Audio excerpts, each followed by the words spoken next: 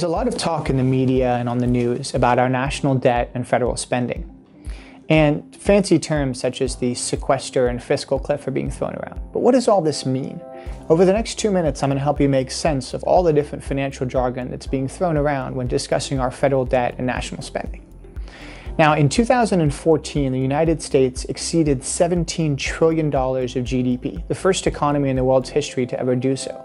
And we're now the largest economy in the world's history, as well as being the most resilient and innovative economy. Well, what does that mean from a tax revenue standpoint? Well, the $17 trillion of GDP, from that, the IRS takes $3 trillion of tax revenue, then turns around and spends $3.5 trillion on programs. Now, on an annual basis, that means we're spending $500 billion more than we make. And in addition to this, we also have an outstanding debt of $17.8 trillion. Now, let's take this into perspective and compare it to a household budget. Let's imagine you know a business owner, and he happens to make $3 million after taxes from his company. Now, he makes a high income, but when you look at his expenses, the annual outflow is $3.5 million. So each year he's spending $500,000 more than he makes.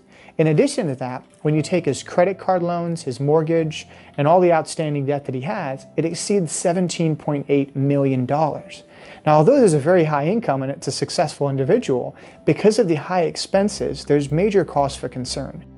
Similarly, it's important for us to understand our levels of national debt as it affects programs such as Social Security and our future taxation.